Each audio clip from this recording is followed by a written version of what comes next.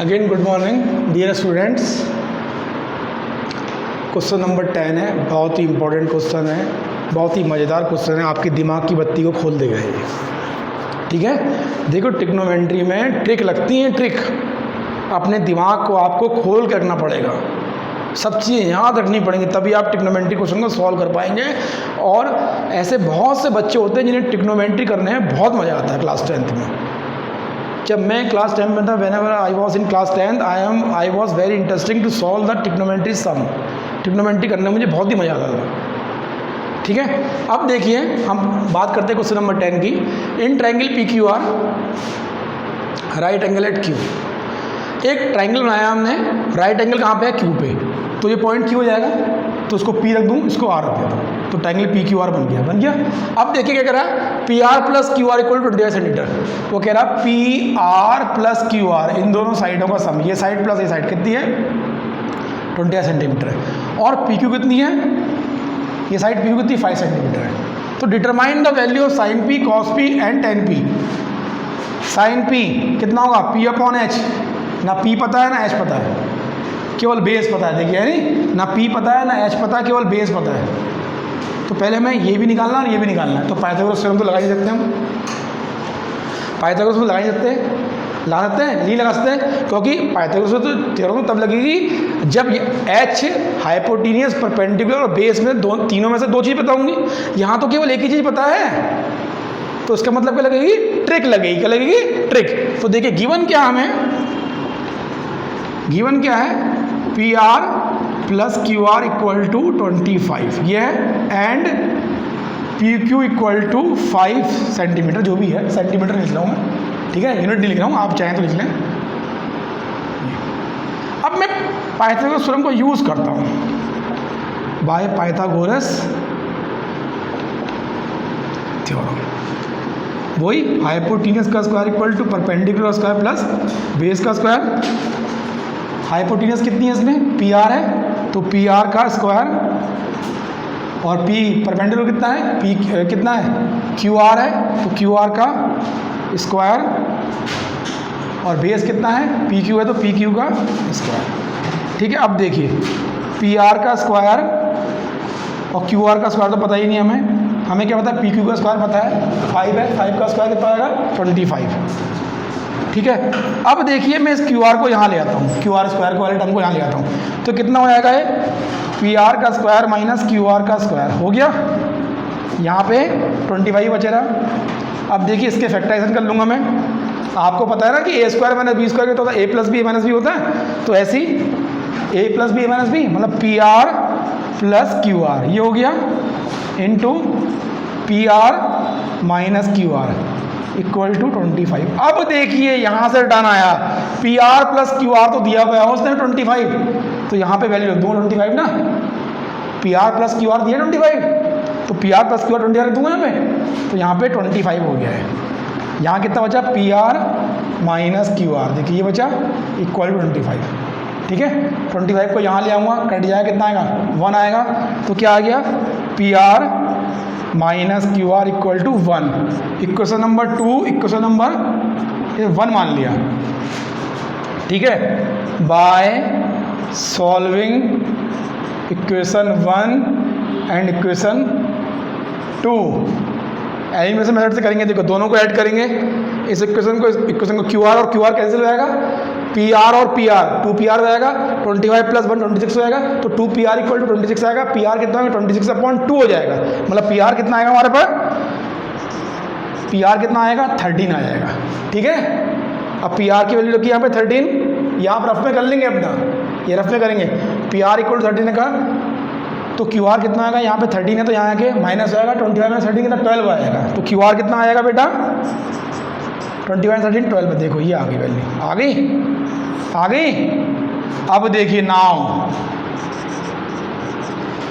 क्या निकालना है? Sign P. साइन पी कितना होता है? पी अपॉन एच होता है। पी कितना निकल गया? ये देखिए पी आर कितना आया? पी आर आ गया 13, और ये कितना आ गया? क्यू आर कितना आ गया? 12। तो देखिए साइन पी है ना, sine P upon H, P कितना होगा इसके लिए? तो 12, ये 12 आ गया है, एच कितना होगा? 13, ये देखिए आया। अब क्या निकालना है, कॉस पी, क्या निकालना है, कॉस पी की वैल्यू बी अपॉन एच होती है। v कितना हो गया, ये हो गया b 5, h का तो 13, तो 5 अपॉन 13, ठीक है। अब देखिएगा निकालना है, tan p निकालना है ना, tan p कितना होता है देखिए, p upon b perpendicular upon base, p कितना आ गया ये और b कितना आ गया 5, तो 12 अपॉन 5। ये देखिए कितना इंटरेस्टिंग क्वेश्चन है बेटा। ऐसे ही क्वेश्चन आएंगे आपके 2 नंबर में या 3 नंबर में, ठीक है। बहुत ध्यान से करना है आपको। तो मैं इसको लास्ट क्वेश्चन बता देता हूँ मैं। अब देखिए बहुत ही इंटरेस्टिंग क्वेश्चन है, हाँ सो मच इंटरेस्टिंग क्वेश्चन। इससे पता लग जाएगा कि आपने ट्रिग्नोमेट्री की एक्सरसाइज 8.1 को कितने ध्यान से पढ़ा है।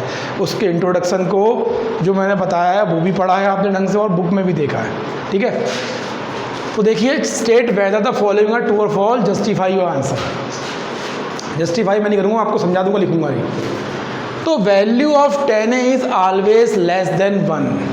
ये कह रहे tan a की वैल्यू हमेशा 1 से लेस होगी, नहीं, क्यों, ये फॉल्स है। क्यों है फॉल्स, देखिए अरे tan a होता कितना है, p अपॉन b होता है ना। तो हम किसी ट्राइंगल में होना कहते हैं कि p है, b है, h है, ये p upon b always less then, मतलब ये ऑलवेज लेस देन कब होगा, जब ये p हमेशा b से छोटा हो। ऐसा तो नहीं होता है, कभी b p से बड़ा होगा और p से बड़ा होगा। बट एक चीज़ ध्यान रखनी है, राइट ट्राइंगल में सबसे बड़ी साइड कौन सी होगी, हाइपोटेन्यूज होगी। तो अब p tan का और tan a होता है p अपॉन b होता है ना, तो जरूरी नहीं है कि हमेशा क्या होगा, p b से छोटा ही होगा, ठीक है। तो ये फॉल्स है। sec equal to 12.5 for some value of angle a। अब sec की वैल्यू रखनी है, देखो sec की पता करना है। sec होता कितना है, h अपॉन b, तो सही है। हाइपोट देखो 12.5 का मतलब क्या है, इस sec की वैल्यू क्या आएगी, 1 से बड़ी आएगी ना, कितनी आ रही, 5 दूनी। तो हाइपोटेन्यूज की वैल्यू तो हमेशा बेस से बड़ी होगी, होगी नहीं होगी। तो इसकी वैल्यू क्या आएगी, h अपॉन b की वैल्यू क्या आएगी, sec के लिए क्या आएगी हमेशा, क्या आएगी, 1 से बड़ी आएगी। तो ये सही है, ट्रू।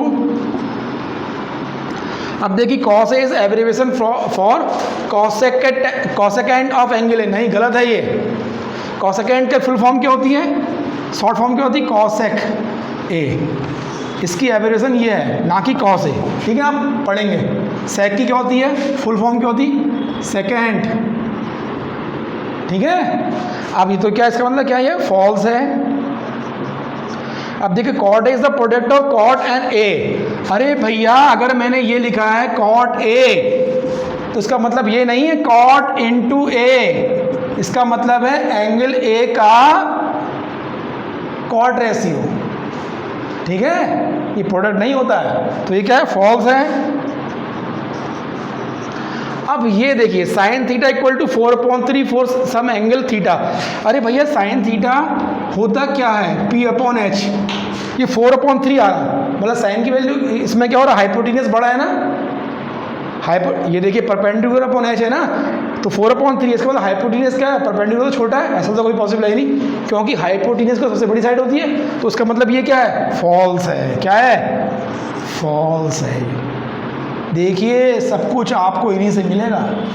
साइन थीटा को 4/3, साइन थीटा होता है कितना, p अपॉन h होता है ना, तो ये इसका मतलब क्या हुआ, p4 हो गया, s3 हो गया, होगा कभी ऐसा, s तो हमेशा बड़ा होगा ना, हाइपोटेन्यूज होगा, परपेंडिकुलर और बेस से दोनों से बड़ा होगा, तो ऐसा पॉसिबल ही नहीं है। तो उसका मतलब ये क्या है, फॉल्स है।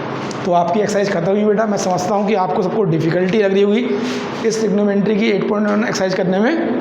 तो ध्यान से बार बार वीडियो को देखिएगा, इंट्रोडक्शन को देखिएगा, तभी आपको समझ में आएगी। वीडियो को बार बार देखिएगा। जिसको डाउट है तो मुझे पर्सनली फ़ोन करके पूछ सकता है या वीडियो में कमेंट लिख के दे सकता है। Thank you. बैठ जाइए भैया।